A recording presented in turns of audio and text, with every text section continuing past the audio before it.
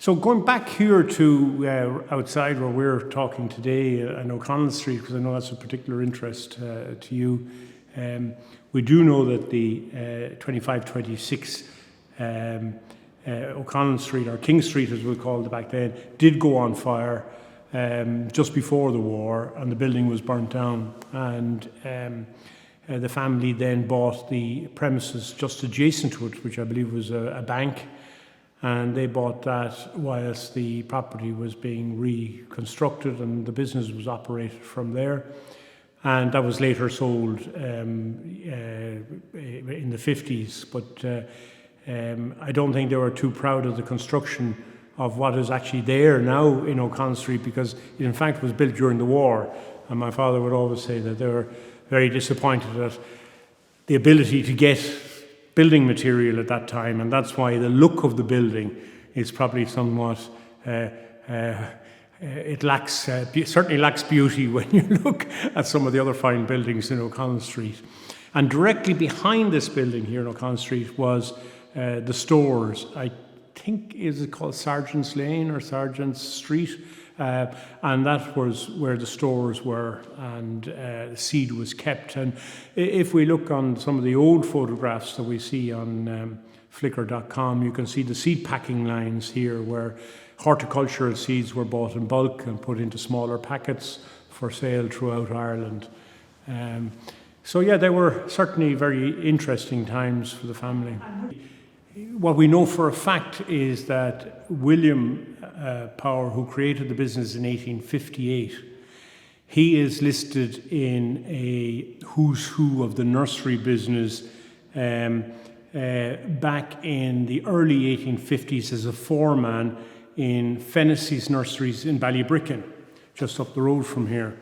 And it is said within our family that he was headhunted at that time by the Malcolmson family from Portlaw, who were a very well-known Quaker family, and they had 5 very big houses, their family houses, and their summer house in Dunmore East, and he was headhunted to lay out their gardens. So he left Fennessy's Nurseries and joined the Malcolmsons and laid out the houses. Would be, he had 2 in Portlaw, the Manila Hotel in Clonmel, and the one most familiar to most people today would be the Haven Hotel in Dunmore East, which was their summer residence.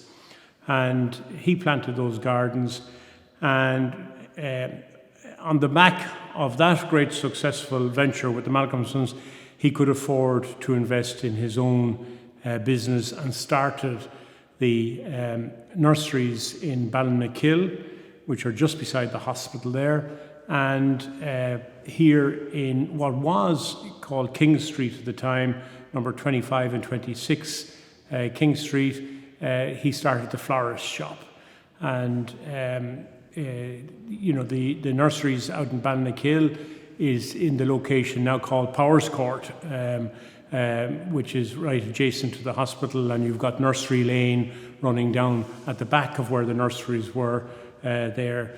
And so that's how it started. And if we go on a little bit to 1901 census, we can see that Willie's son Frank was living here at the time in 2526 O'Connell Street, as it had become at that stage, and in Ballinmakill was Catherine, which was Willie's wife, and some of Frank's siblings. And another one of Frank's siblings listed here is James, was listed as a florist living here in O'Connell Street, and 2 other sons in Ballinmakill were listed as nurserymen, and one of the daughters listed as a forestry tree specialist. So they were deep involved, the whole family were deep involved in the nursery in 1901. And some, quirky things they would have done was they entered into the tobacco business, which Waterford was well known for. It started about 1930 and fizzled out at the time of the war because subsidies were withdrawn for tobacco production. But that was quite an exciting time, and even in our boardroom today, in Ballymountain. We have photographs of the tobacco fields in Glenville and the tobacco sheds with all the staff there, and Frank and his son Willie as well, and my Aunt Kay, all there with the staff at the tobacco sheds at that time, and that was quite an exciting time for the family. At some time around the 1930s, they also bought the lands at Glenville, which is now Glenville Housing Estate, and the remnants of my grandfather's seed plant, Willie Power seed plant, can still be seen there at the petrol station on the Dunmore Road. As you exit the city on the left-hand side, that's still visible there today. It's the old shed. It's the old white shed that's there today. Yeah, When I was a young lad, I went to school, junior school in Waterpark Junior School, which was opposite, if you like, Worldwide Wines, as it's known as now. And Worldwide Wines was, in fact, my Aunt Kay's sweet shop when I was a young guy. So it was great to be at school over there, and at lunchtime run over and have my lunch in Power Seeds, and then run down for sweets in my Aunt Kay's shop and return to school like a very privileged child. What's that? The Cove Stores. It was called Cove Stores, yes. So basically from Cove Stores back up to where PwC are today and down to the river would have been the nursery, and then the second one at Ballynakill. And then the third nursery was established at Ballymountain in the 60s, in the early 60s. And my father moved into the house on that nursery in probably 64, 65. So currently I'm the Managing Director of Seed Technology, which is the Power Family seed business now. And it's based in South Kilkenny in Ballymountain, 3 kilometres from the bridge.